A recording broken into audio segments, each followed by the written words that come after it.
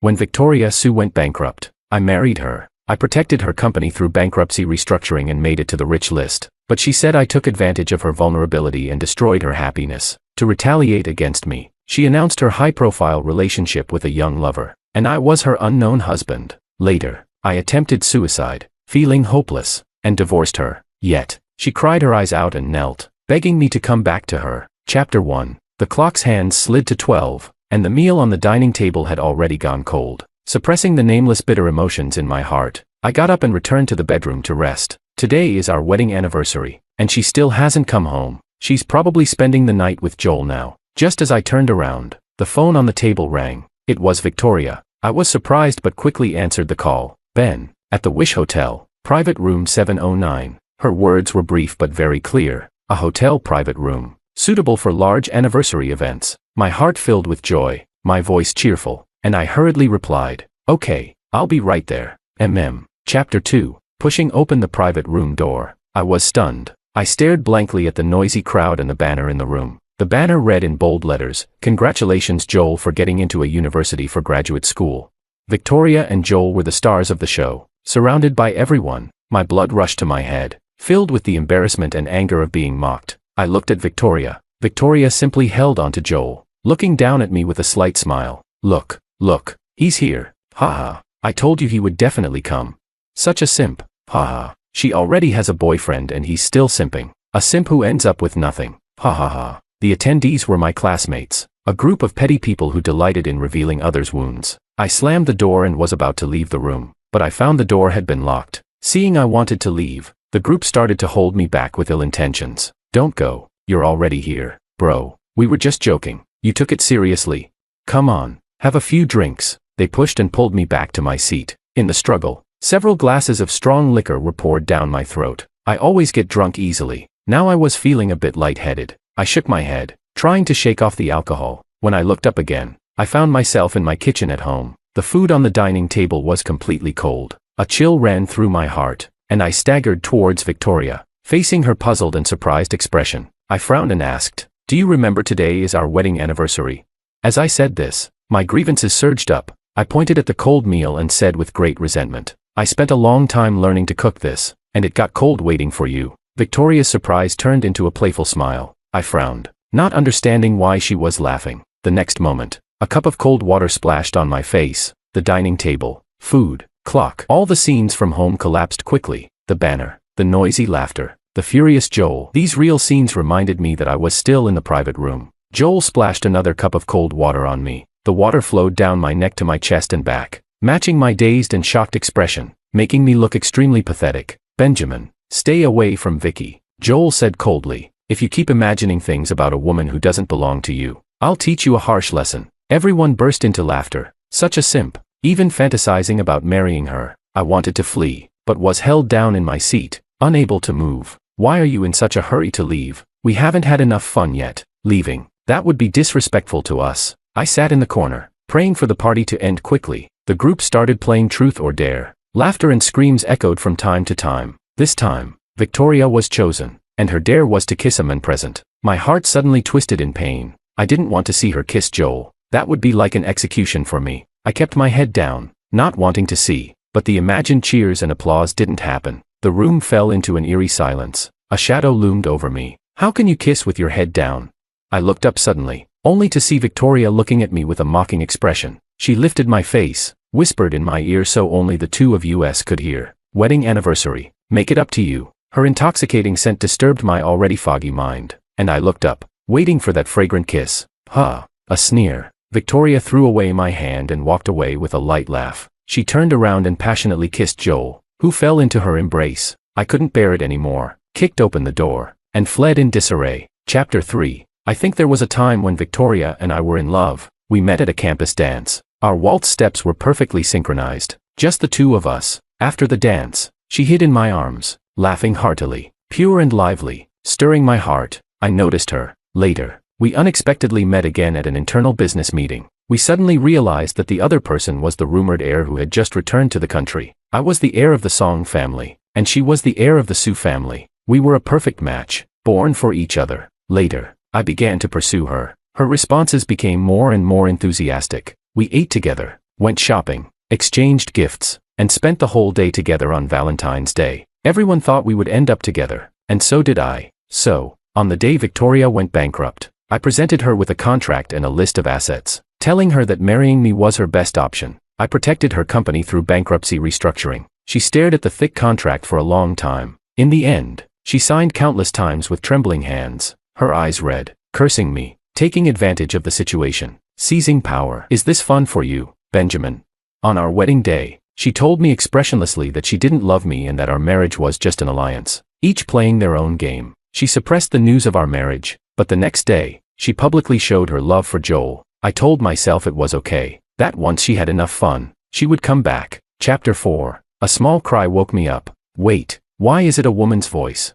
I opened my eyes abruptly. Next to the bed, there was a naked woman sitting and crying softly. This shocking scene hit me like a sledgehammer. No way. I lifted the quilt and saw that I was also naked. The woman, seeing I was awake, cried, "Last night, you got drunk, and I took you to the hotel to rest. But as soon as we got to the hotel, you suddenly pounced on me, pressing me down, and then, boo-hoo." I held my head, trying hard to recall the events of last night. Last night, didn't I flee home in a hurry?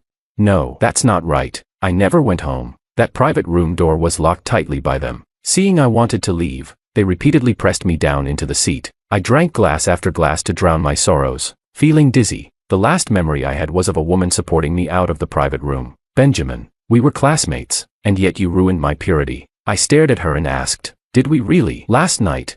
What else?" I rubbed my temples, feeling irritated. "How much money to shut you up? No amount of money can make up for my purity." "Enough," I shouted sternly. "How long are you going to play this trick? Such schemes are not even worth my attention." As the heir of the Song family, there are countless women trying to climb into my bed. This trick of a drunken one-night stand has been obsolete for centuries. I grabbed her chin, staring into her eyes. "Do you know that men can't even get it up when they are drunk? I was dead drunk last night. How could I have had sex with you? If you want money, just name a price. Otherwise, get out." The woman hurriedly put on her clothes and fled the hotel in a panic. The scenes of last night's party gradually surfaced in my mind, and I sat dazed on the bed. After a long time, I got dressed and walked out of the room. As soon as I opened the door, I saw Victoria leaning against the wall, smoking, as if she had been waiting for me for a long time. Chapter 5. Why? Do you like this kind of woman now? Victoria asked coldly, exhaling smoke. I stared at Joel next to her, with undisguised love bites on his neck. Joel was the only one who knew about my marriage to Victoria. Sometimes, watching his clumsy and amusing attempts to compete for her favor made me want to laugh. Feeling a surge of annoyance, I turned away, not wanting to look at her. "Why? You can play with men, but I can't play with women. You were the one who said we should each play our own game." She stubbed out her cigarette and changed the subject. "Do you know why I came to find you?" I suddenly felt something was wrong. Victoria and I never knew each other's whereabouts. So how did she know I was in this hotel room? Victoria chuckled and threw her phone at me. "See for yourself." I took the phone, my frown deepening. On the screen was a post made by that woman, explicitly naming and accusing me of forcing her. The accusation was vivid, full of details, and very graphic. Reading it made me want to kill myself. I opened my mouth to defend myself. Victoria snatched the phone back, her eyes full of disgust and disdain. "Benjamin, do you really enjoy taking what you want by force? Wasn't taking me enough for you? Now you have to force respectable women too."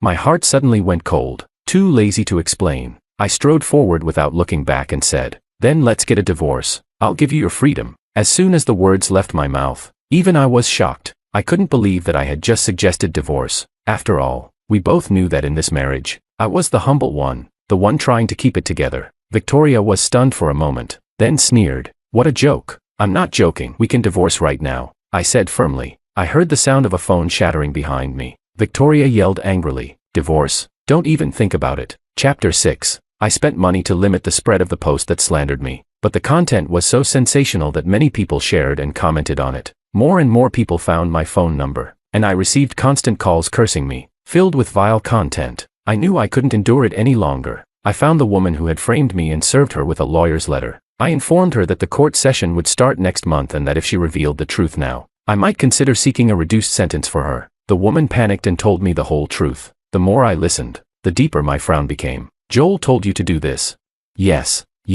The woman nodded frantically. "He said if I took some bed photos with you and posted them online, he would give me $30,000. I thought it was just a small matter. I didn't expect it to lead to a criminal offense. Joel. I savored the name, wanting to chew it up and swallow it down. I stood up and said to the serious-looking lawyer, "Lawyer Daniel, make sure the punishment is as severe as possible." Ignoring the woman's desperate cries behind me, I strode out of the negotiation room. Chapter 7. I sent the evidence and the lawyer's letter directly to Joel. I told him that unless he and the woman publicly posted the truth online and made a video apology, I would definitely take them to court. 2 hours later, Victoria brought Joel to see me. Joel entered and immediately knelt down. "Ben, I was just trying to play a joke on you. I'm sorry, really sorry. I had no idea it would have such an impact. Please forgive me." Victoria pulled Joel up, saying tenderly, "Don't kneel. Stand up. What can he do to you?"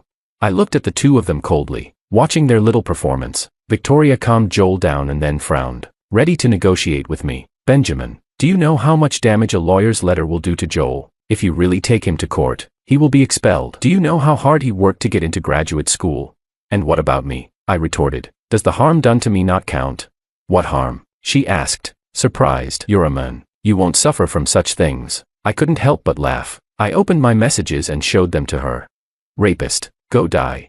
Besides the abusive words, there were many terrifying pictures filled with curses against me. Seeing these messages, Victoria fell silent. After a long time, she took my hand gently. "Just endure it for now. Joel worked so hard to get into graduate school. It wasn't easy for him to get into our school." "And was it easy for me?" I asked, feeling she was a stranger. "We both worked hard to get into this school. Enduring so much hardship. Doesn't my hard work count?"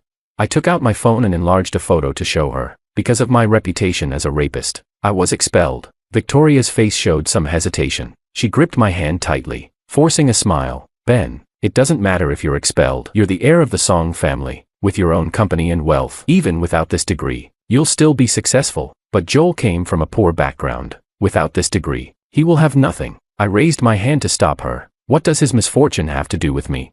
He framed me first. Everything that has happened is his own fault. Why should I bear the consequences for him?" Victoria's face showed a hint of anger. "So, no matter what, you want to disgrace him and make him drop out? He has another option, prison. He can choose," I said without backing down. "Either he publicly apologizes, or I take him to court." She pointed at me. "Benjamin, you've got guts." Chapter 8. Joel's apology video eventually went online. Overnight, it became a trending topic. I thought this would clear my name, but people were no longer willing to listen to explanations. He's the heir of the Song family, rich and powerful. Finding a scapegoat is easy. So pitiful. Forced to be a scapegoat. Just got into graduate school and forced to drop out. Sigh. What's wrong with this world? Comment after comment, all twisting the truth. Anyone with half a brain could tell who hired these trolls. I called Victoria directly. "Did you hire those trolls?" "So what if I did?" My hand tapping on the desk stopped abruptly. I never expected Victoria wouldn't even pretend anymore. She didn't know that those relentless abusive comments had driven me to the edge. Now I could only sleep with the help of sleeping pills. I was even diagnosed with moderate depression. After a moment of silence, I spoke wearily. "No one wants to believe me, and I was expelled too. Are you done?" Came the immediate response. I didn't know if she had genuinely forgotten or was pretending. This school was the same one we both worked hard to get into, enduring so much to be admitted. To me, this school held the memories of our youth. I fell silent again, and after a long pause, I spoke tiredly. "Victoria, let's get a divorce." This was the second time I had mentioned divorce. There was a long silence on the other end. I continued, saying everything I had been holding back. "Since you already have someone you love, I'm willing to step aside. Being with you is exhausting. I don't want to compete for your favor or anxiously wait for the scraps of your affection. Let's pick a date and get divorced." There was another long silence. Finally, Victoria's weary voice came through. "I don't agree. We'll discuss it in person when we have time." "All right, in person." I rubbed my forehead and hung up the phone. Chapter 9. An assistant walked in and handed me some documents. "Mr. Song, there's a business partner who wants to meet with you this afternoon." I tossed the folder aside, annoyed. There are so many business partners. If they all wanted to meet me in person, would I still have time to handle my duties? The assistant awkwardly replied. This business partner brought a large overseas deal worth $5 billion. I paused. "Okay, schedule a meeting." Chapter 10. Looking at the young woman in front of me, smiling broadly, I couldn't believe she was the business partner who brought the $5 billion deal from overseas. "I'm Lisa. Pleased to work with you. Pleased to work with you." I tried hard to ignore the overly enthusiastic look in her eyes and started reviewing the project proposal. Lisa, however, kept chatting nonstop. Feeling helpless, I put the proposal away and smiled at her. A mess, then. Can we focus on reviewing the project proposal first? She tilted her head, showing a disappointed yet hopeful expression. Mr. Song, you really are forgetful. Ah, have you forgotten me so quickly? I frowned, confused. Do we know each other? She sighed, took out a little bunny keychain from her bag, and waved it in front of me. Does this remind you of anything? I stared at the bunny, racking my brains, but came up with nothing. She sighed heavily. It's been 5 years, but I still remember. 5 years ago, we met at a matchmaking event. I liked you a lot. And then, a blush rose on her face. Then, you rejected me. You said you already had someone you liked. I cried. And you gave me this little keychain to cheer me up. She put the bunny keychain back into her bag as if it were a treasure. I smiled helplessly. 5 years ago. That's indeed a long time ago. Not for me. My feelings haven't changed in 5 years. I like you, and I'm going to pursue you again. Her words shocked everyone. I hurriedly covered her mouth. What are you talking about? She cheerfully removed my hand. I haven't forgotten you in 5 years. I came back to find you. Since you don't have a girlfriend, I'm going to pursue you. I smiled helplessly. You've got it all wrong. I'm already married. What? Her mouth dropped open in shock. I smiled and asked, why would you think I don't have a girlfriend? She fumbled and nervously explained. People in love have a certain sweet aura around them, and there are many little details. She said a lot, but I zoned out. No wonder no one ever thought Victoria and I were a couple despite being secretly married. Maybe my smile was too bitter, and Lisa stopped her incessant talking, embarrassed. Are you okay? I came back to my senses, looked up at her, and smiled slightly. I'm fine. Let's talk about the contract. Chapter 11. Victoria came home reeking of alcohol. I helped her onto the sofa and covered her with a blanket. Lie down first. I'll go make some hangover soup. As I turned, a hand suddenly gripped my sleeve tightly. Ben, we won't divorce. Her drunken voice was full of grievance and coquettishness. I stopped in my tracks. Drunk. Her body was soft and boneless. She clung to my stiff body, her breath reeking of alcohol. Ben, we won't divorce. We'll stay together. Ben, Ben. She called my name over and over, full of dependence and affection. I sat by her side, gently stroking the hair on her forehead. Vicky, why don't we divorce? You don't like me, and you have Joel now. I'm just your unknown husband. Divorcing me won't cause you any loss. Her heavy breathing stopped abruptly. I sighed softly and stood up. You haven't been drunk for too long. Your acting isn't convincing. When you're drunk, you only hold my face and kiss me. You don't speak logically. And this time, your divorce talk is too careless. Her hand gripping my sleeve tightened suddenly. I took off my shirt and covered her with it. If you still want to keep acting, then sleep well. Heh, she sneered, her face turning ashen as she sat up. Benjamin, I won't divorce you. Why? I asked, puzzled. Benjamin, because I want you to be miserable forever. I want to use marriage to lock you away from any chance of happiness. I laughed, pulling a cigarette from under the sofa and lighting it. You play with men. I play with women. How can marriage restrict me? She patted my face and said, because I am your unforgettable first love. Even if I am moldy and rusty, I am still your unforgettable first love. I held her hand. If I remember correctly, I am also your first love and your unforgettable first love. You can cheat, but I can't. She was speechless for a moment. I smiled. Let's divorce. I'll give you a huge divorce settlement. You can live comfortably with that money. Benjamin. She was furious, knocking a wine glass off the table and grabbing my collar, shouting, money, money. Is everything money to you? Is it all about benefits? You married me for shares and now want to divorce me for benefits. Why are you always so rational? Can't you sweet talk me like other men? Are you crazy? I pushed her away. You're simply unreasonable. Get out. Victoria spat out the words through gritted teeth, pointing to the door. I grabbed my coat and opened the door. A body suddenly lunged into my arms. Chapter 12. Lisa scratched her head and laughed. Seems like I came at a bad time. I pushed her away and strode toward the elevator. Eavesdropping isn't a good habit. Misunderstanding, she explained, pulling out a stack of documents and handing them to me. This contract is urgent, so I had to bring it to your home. I took it, opened the folder, and began to read carefully. These figures, Ben. Lisa interrupted. I plan to pursue you again. She looked at me, her eyes full of determination. I'll wait for you to divorce, then I'll pursue you. I won't give up like I did 5 years ago. Feeling helpless, I lifted the folder and patted her head, joking. All right, young lady, I'll wait for you to pursue me. She chuckled. A cold, abrupt voice echoed in the empty stairwell. Benjamin, so this is why you want a divorce? Victoria stood with her arms crossed, staring at me darkly, her eyes shifting between Lisa and me. If this is why you want a divorce, then I disagree even more. She stepped forward, looking down at Lisa coldly. Little girl, rushing to be a mistress, don't you have any shame? Lisa retorted immediately. You, a cheater. are worse than a mistress. Seeing the two about to argue, I quickly pushed Lisa into the elevator and pressed the down button. Victoria grabbed me, stood on tiptoe to grip my collar, and asked angrily, "Cheating? Get lost." I pushed her away, straightening my disheveled collar, equally angry. "What right do you have to say that to me? Damn it, Benjamin, you have a wife." "Victoria, did you ever think about having a husband when you were with Joel?" I was so angry I was shaking. "You cheating is justified, but if I do it, it's outrageous. You're so hypocritical. I am innocent with Joel." This made me laugh. So many blatant love declarations on social media, kissing in public, that's called innocence. I was too lazy to argue with her and turned to leave. As I turned, Joel stood there, tears streaming down his face, looking at Victoria in disbelief. I sneered, "Such innocence indeed." Chapter 13. I insisted on divorcing Victoria, but she stubbornly refused, leaving me frustrated and exhausted. "Victoria, what will it take for you to agree to a divorce?" "Unless you die." A cold voice came from the other end of the line, followed by the beeping of a hang-up. I sighed lightly and had just put down the phone when another call came in. "Hello, Benjamin. Is this Mr. Benjamin? This is a City First hospital. Please come quickly." Mom, Dad.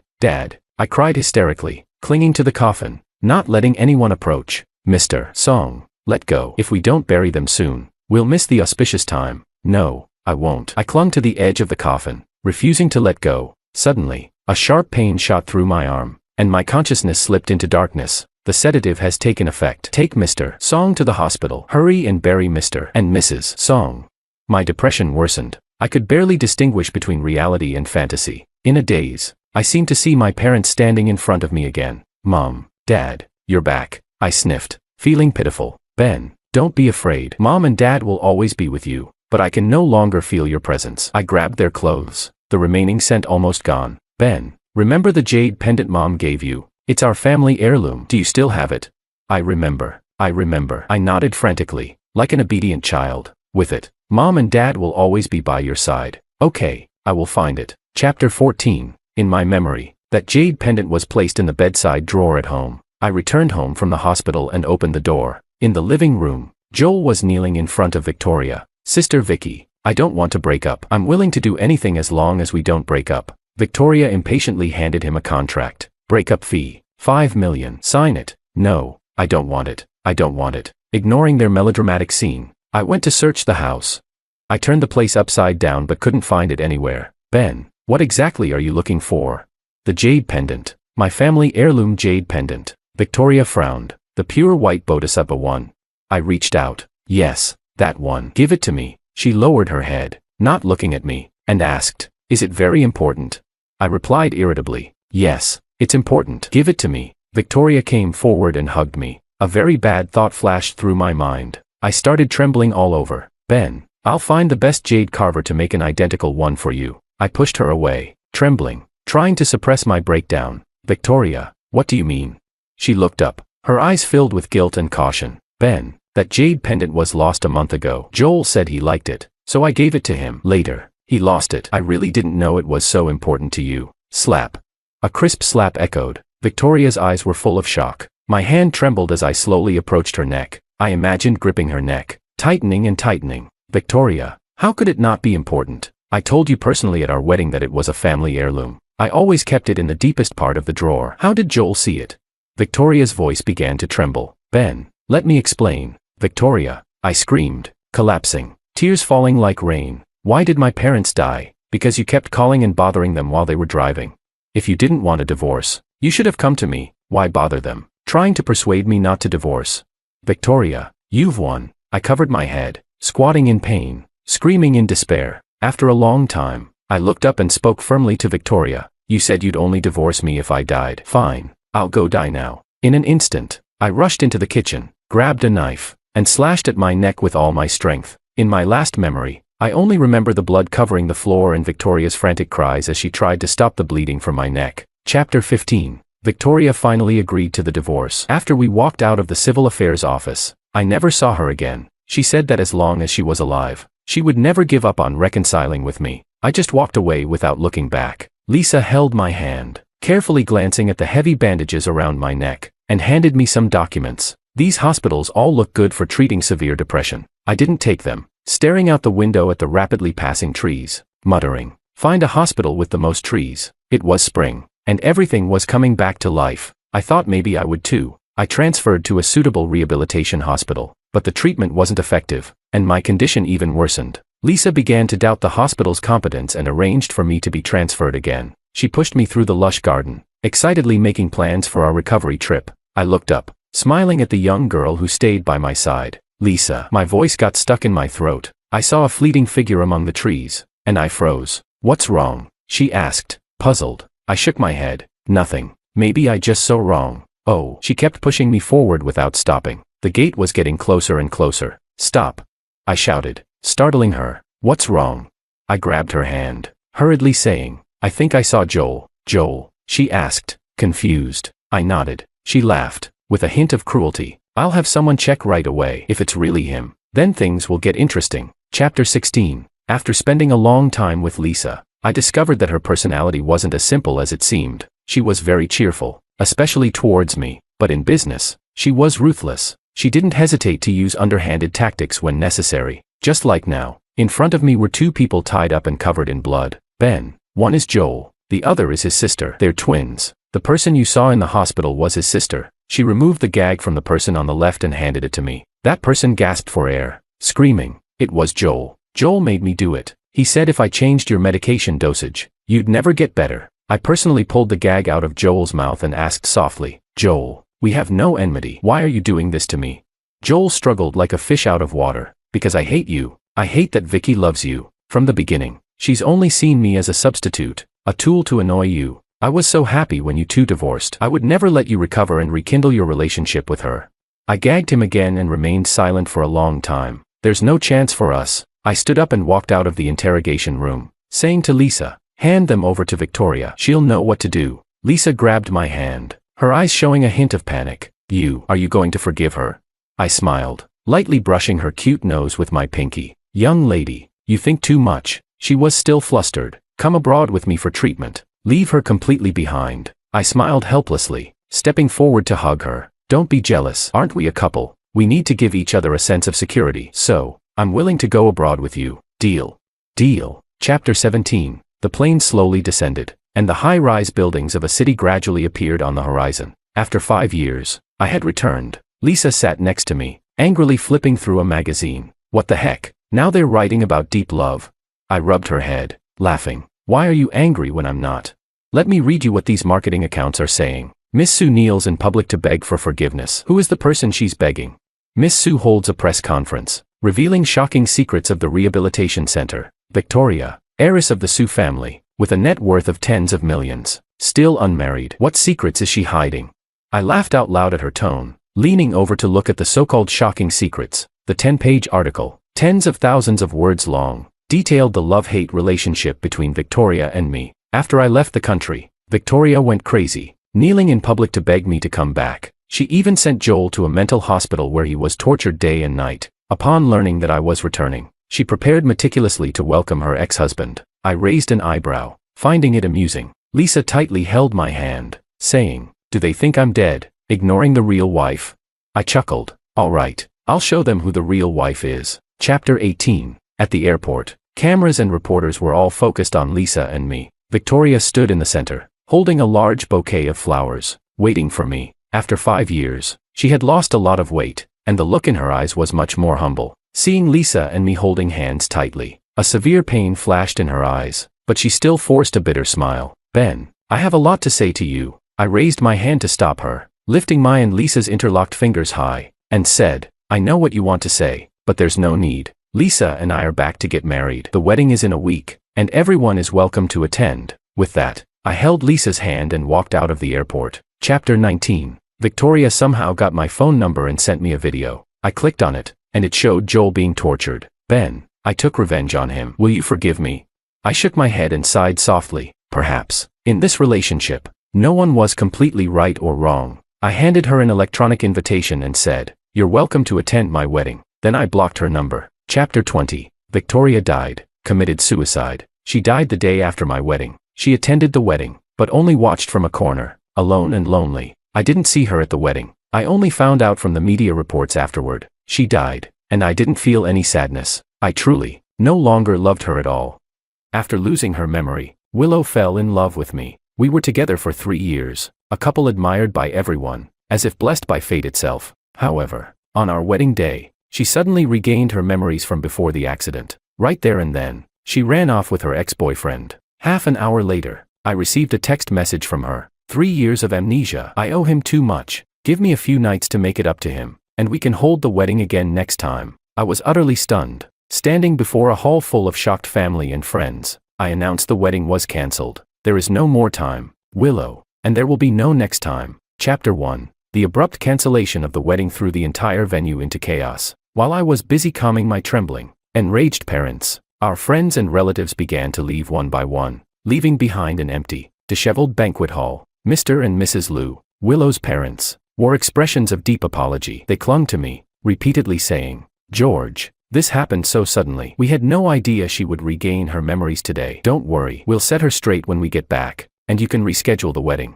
I shook my head expressionlessly, the words of refusal still on my tongue, when a disdainful chuckle came from behind me. A voice spoke. "I told you a long time ago. My sister has always loved Makoto. If it hadn't been for the car accident that made her forget him, she wouldn't have been with you in the first place. And now that she's regained her memories, of course she'll want to get back with Makoto. Stop dreaming about marrying her." Hearing this, my whole body froze for a moment. My heart clenched as though gripped tightly by an invisible hand. The speaker was Mary, Willow's younger sister. She had never liked me. For a long time, I didn't know why. It wasn't until I learned that Makoto was her most admired senior that I understood the reason. Mr. Liu shot his daughter a fierce glare, signaling her to keep quiet. But Mary ignored his warning. She sneered coldly and continued, "In my sister's heart, Makoto will always come first. You're nothing to her now." My parents' faces grew darker and darker, while I remained silent, quietly enduring the dull ache spreading through my chest. 3 years ago, after Willow's car accident and subsequent memory loss, Makoto mysteriously vanished. It was through our parents' arrangement that Willow and I met. Our compatible personalities and the natural pull of our souls quickly brought us together. During the time we spent as a couple, we created countless beautiful memories. Yet, at this moment, they were all shattered. Only now did I realize that a first love is irreplaceable, while a simp can be anyone. In Willow's heart, her first love was Makoto, and I was just the replaceable simp. After everyone had left, I returned home alone, the marital home. Every bit of it, from the decor to the furniture, from the ornaments to the tiniest details, was something Willow and I had painstakingly chosen together. Every small object bore a story, a vivid memory of sweet moments. These memories haunted me, refusing to fade from my mind. As night fell, the dusky sky seemed like a massive, invisible net, smothering me. With each passing moment, the darkness deepened, and my heart grew colder. It wasn't until the sound of the door unlocking broke the stillness that I snapped out of my daze. It was Willow. She had come back. She spoke softly. "Darling, this is your favorite camera model. I spent all day looking for it." Willow placed the gift box on the table and pushed it toward me, her tone tinged with guilt. "I'm sorry," she said. I looked at the gift in front of me. It was the anniversary edition, a detail that showed how much effort she'd put into it. In the past, I might have been thrilled, but now, it brought me no joy. What was the point of this kind of atonement?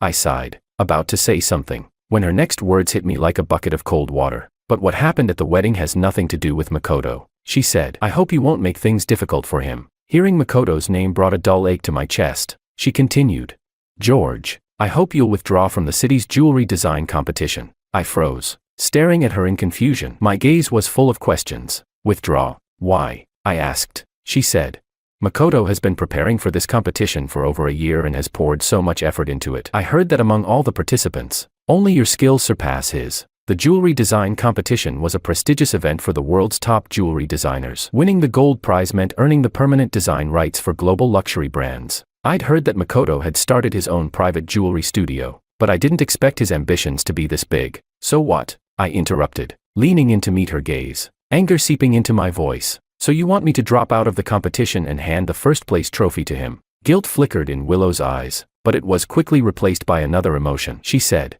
"Makoto had a miserable 3 years while I was suffering from amnesia. We owe him. It's just one competition, why can't you let him have it?" Every word she spoke reeked of entitlement. She kept saying I owed Makoto, that I had to make it up to him. What a joke. We had been in love for 3 years, and she knew exactly how much time and effort I had poured into this competition, far more than Makoto ever could. Yet here she was, asking me to step aside just to increase his chances of winning. How could she be so disgusting?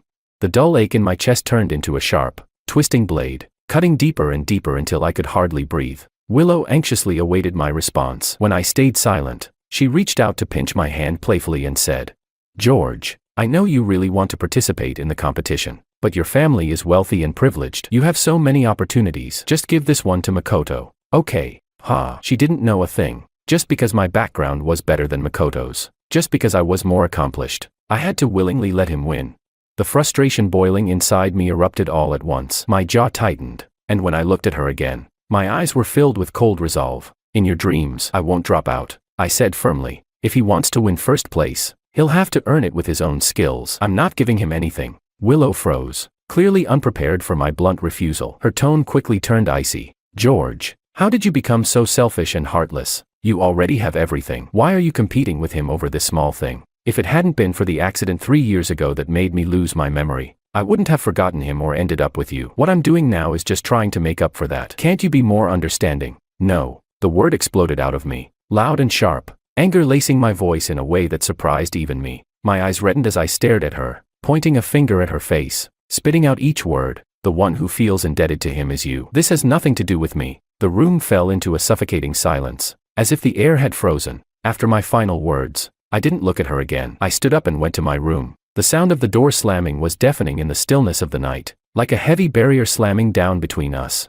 My heart, struggling desperately to stay alive, finally went cold. The day after that argument, Willow moved out. She left me a message saying she needed time to sort out her feelings for Makoto and that we could proceed with the wedding once she had everything figured out. She asked me to understand. I stared at her message for a long, long time, until my eyes burned and turned red. Only then did I snap back to reality. There was no point in replying to something so impossible. Suppressing all my emotions, I threw myself into preparing for the jewelry design competition with everything I had. This was the dream I had been working toward for my entire life, and I wasn't going to give it up just because of Willow's ridiculous request. In fact, it gave me even more determination to win. As for Willow, it was as if she had vanished from my world entirely. Chapter 2. Perhaps driven by resentment or some twisted curiosity, I found myself scrolling through Makoto's Twitter late at night, alone in the silence. Ever since Willow regained her memory, his updates had become frequent, almost obsessively so, one post every few hours. On the day Willow ran out of our wedding to be with him, he shared a photo of a bride's silhouette,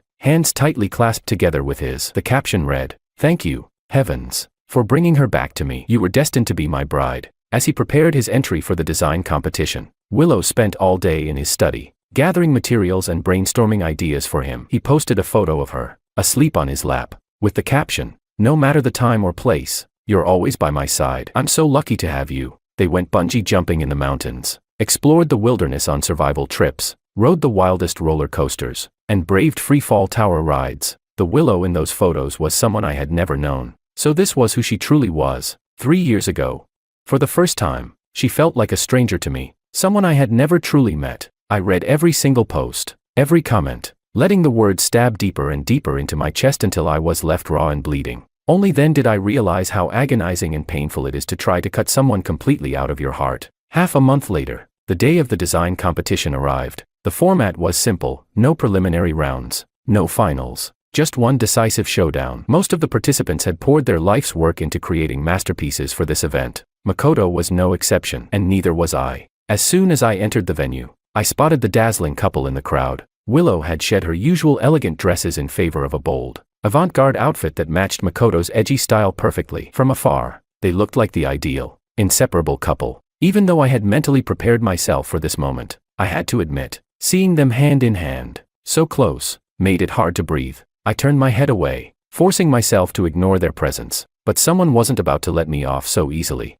"Mr. Wong." "Hello, I'm Makoto." His voice came out smooth and confident as he extended a hand toward me. A faint smile played on his lips. Makoto was the picture of a charming, free-spirited man in his leather jacket, exuding an aura of untamed boldness. In stark contrast, I stood stiffly in my tailored suit, composed yet overly serious. It was clear, Makoto and I were complete opposites. So this was the kind of man Willow had liked 3 years ago. I glanced briefly at Willow, who had followed him over, then shifted my gaze to his outstretched hand. I returned a quick handshake and said curtly, "Hello." It had been days since I last saw Willow, and she had changed. Thick eyeliner and a smoky eyeshadow now accentuated her features. She looked even bolder than she did in the photos. Makoto, noticing my lingering gaze, raised an eyebrow and said, before she lost her memory, Willow loved being free-spirited and bold like this. This is the real her, Mr. Wong. I bet you've never seen this side of her before. He was flaunting her, as if she were his prized creation, and his words dripped with mockery. I didn't respond, but in the shadow of Willow's furrowed brows, I caught a fleeting emotion, something like reluctance or longing.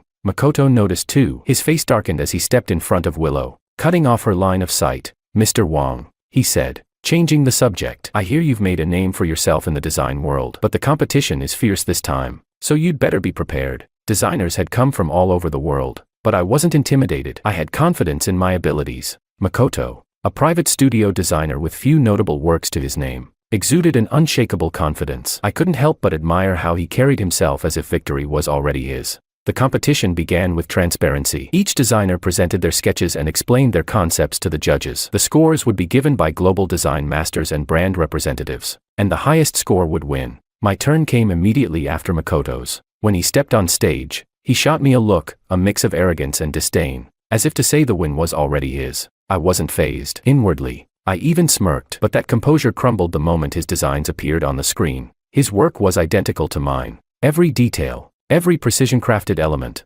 every piece of conceptual thinking, it was all a carbon copy of my design. How had he gotten hold of my sketches? I scanned the audience until my eyes landed on Willow. She avoided my gaze, shifting uncomfortably in her seat. My chest tightened. I hadn't changed the locks on our home, and the password on my computer was still her birthday. I had never guarded against her, and she had stabbed me in the back. But of course, Makoto's place in her heart was untouchable, though I understood this. Seeing it play out in front of me shattered something inside. When I snapped out of my daze, the room was filled with thunderous applause. Makoto had received the highest score so far, 96.8. Victory seemed certain. The host called for the next participant. I walked onto the stage, my gaze meeting Makoto's smug expression. Then I spoke. My design is identical to the previous participants. A stunned silence fell over the room as everyone turned to me, their faces filled with disbelief. Makoto laughed derisively. Mr. Wong, excellent taste. Out of all the designs here, you chose mine to copy. But really, if you're going to plagiarize, at least put some effort into it. Even the details and concepts are identical. He was outright accusing me, painting himself as the victim. I glanced briefly at him, then let my gaze linger on Willow for 3 long seconds.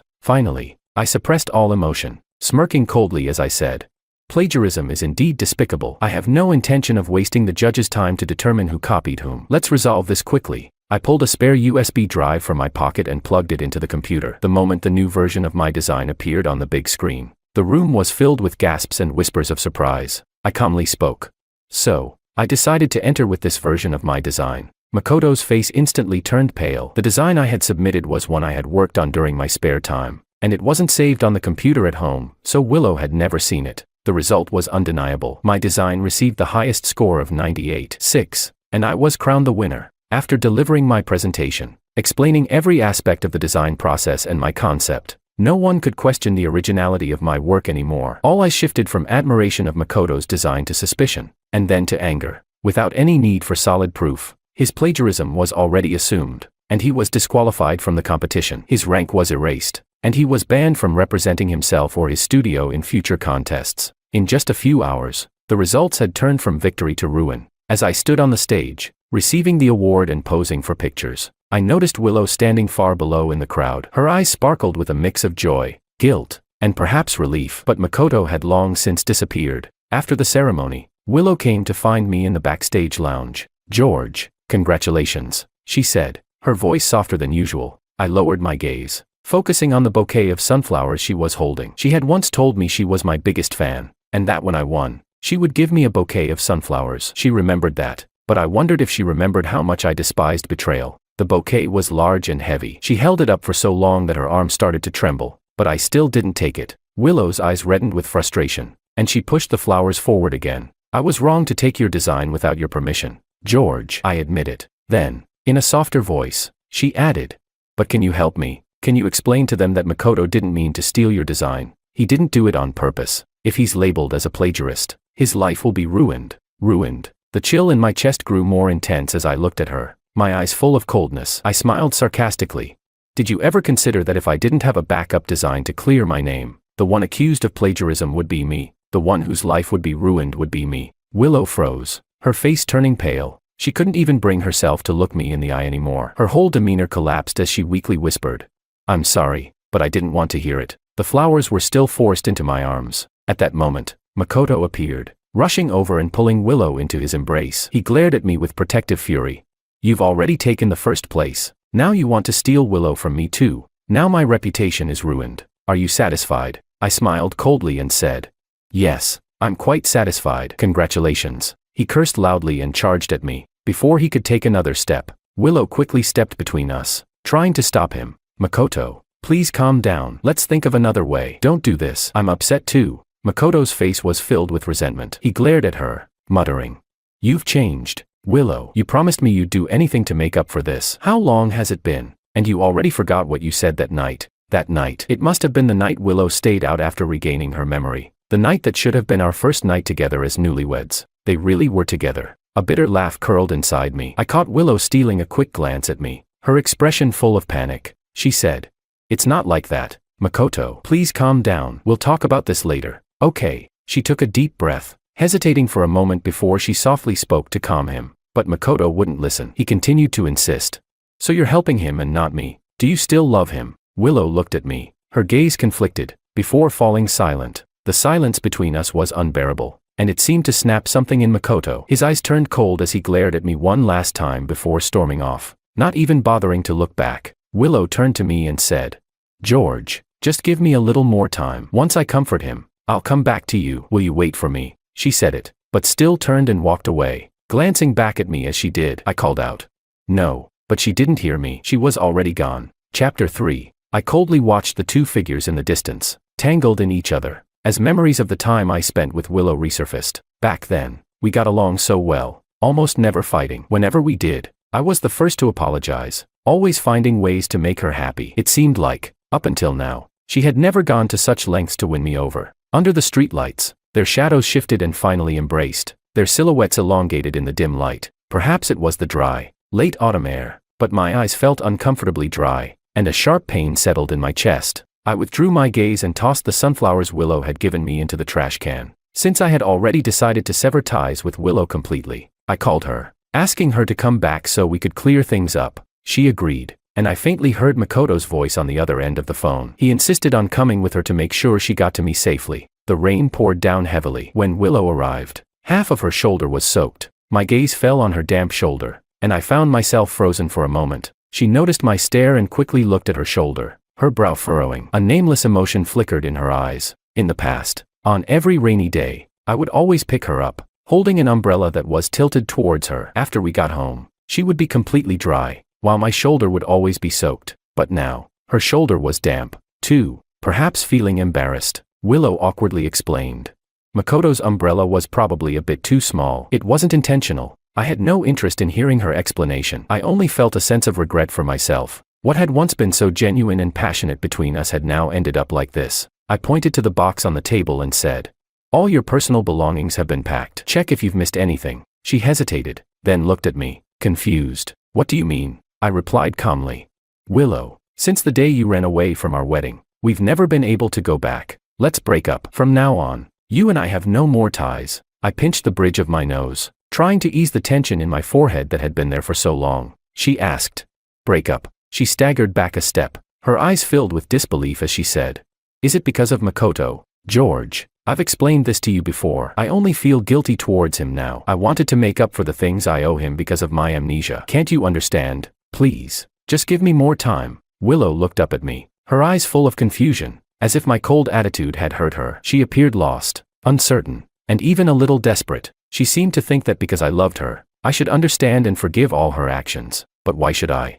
After Willow ran away from our wedding, a friend of mine looked into her past relationship with Makoto. They had known each other since high school and had attended the same university. They were the top couple on campus at the time. 3 years ago, Makoto wanted to study abroad, but Willow opposed it. After their argument, she chased him to the airport, where she got into a car accident. The blood clot in her brain pressed against the surrounding nerves, causing her memory loss. Makoto, despite hearing about the accident, didn't return from abroad. The Liu family had always disapproved of Makoto, so they conveniently never mentioned the past and pushed for Willow and me to be together. I had always been sincere about relationships. For me, love was something that belonged to two people, so when Willow and I got together, I never asked her about her past, and the Liu family never brought it up either. Makoto and I were entirely different people. He was cheerful, humorous, and carefree. He would sneak out of class with Willow, drink and party, and challenge all kinds of extreme sports. I, on the other hand, was reserved, gentle, and boring. If it were the Willow before her accident, she would never have fallen for someone like me. But now that she had regained her memory from 3 years ago, what did that mean for the past 3 years we had spent together?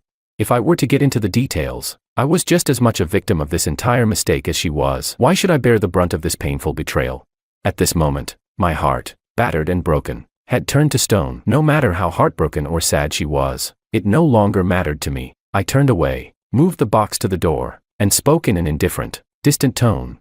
"Ms. Lou, please leave. George, please don't kick me out." Willow began crying, shaking her head in pain. I still remained cold and expressionless.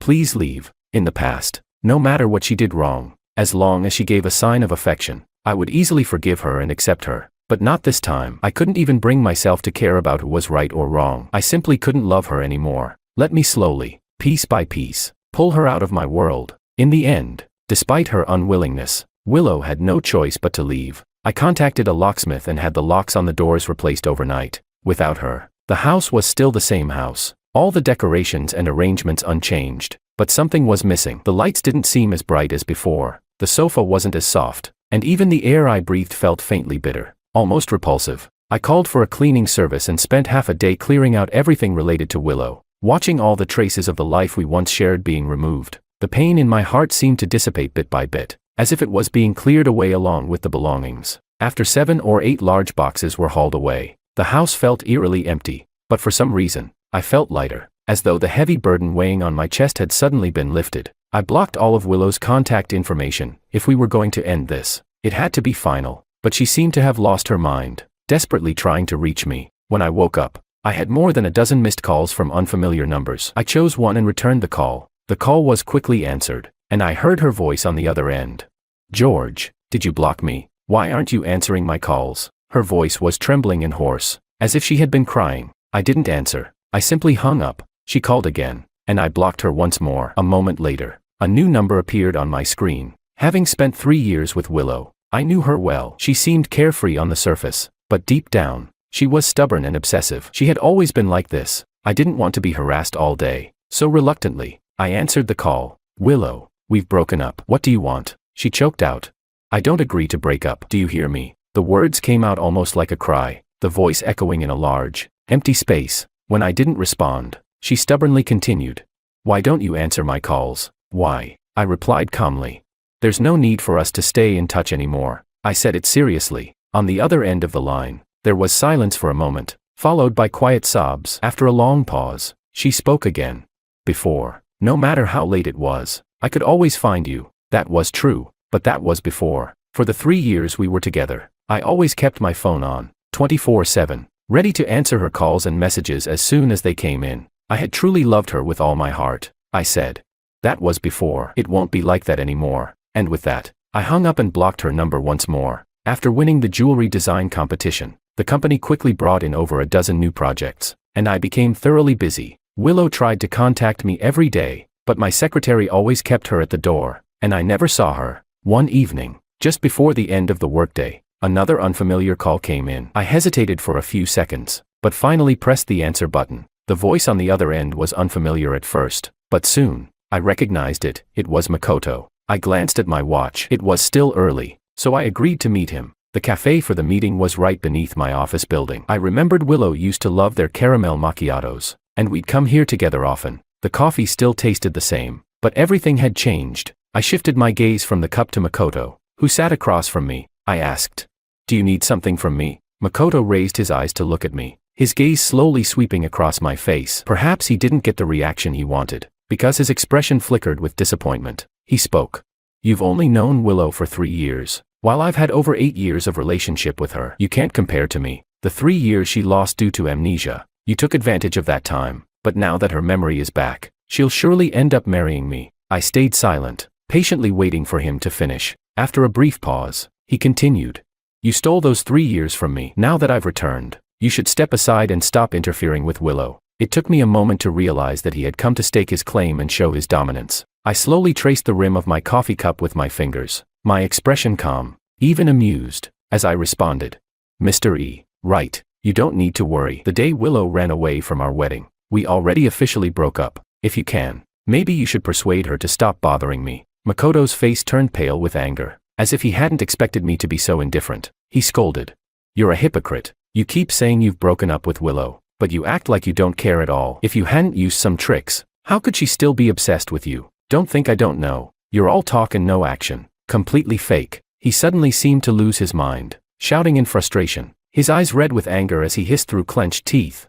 George, Willow was mine before, and she will be mine again. I couldn't help but laugh at his words. The sound escaped before I could stop it. I said, if you were with Willow when she had her car accident, she wouldn't have lost her memory and ended up with me. You talk about having over 8 years of history with her, so why are you afraid of me taking her from you? I motioned toward the door with a slight nod.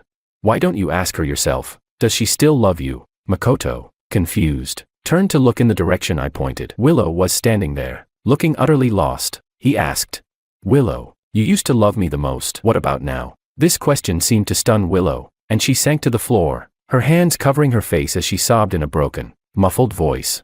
I'm sorry, I'm not sure. Hearing her uncertain answer, Makoto completely lost control. He shouted, not sure? How can you not be sure? He only stole those 3 years while you had amnesia. He's nothing but a thief. I'm your true love. You've only grown used to him. Now that we've reconciled, you'll forget about him soon. Willow remained silent, not saying a word. Her silence seemed to ignite Makoto's rage. He suddenly grabbed a water glass and threw it at my feet, yelling, fine, fine, I've been foolish. I'm leaving. The glass shattered loudly on the floor, the sound drawing the attention of several people around us. After Makoto stormed out, I expected Willow to chase after him like last time, but this time, she didn't. Instead, she hurriedly asked the waiter for a cotton swab and iodine, gently cradling my hand and wiping the cut I hadn't noticed. It was then that I realized the glass had splintered and cut my hand, leaving a painful, bloody mark on my skin. I said, thanks, but I don't need it. I coldly pulled my hand away, avoiding her gaze as I stood up and left.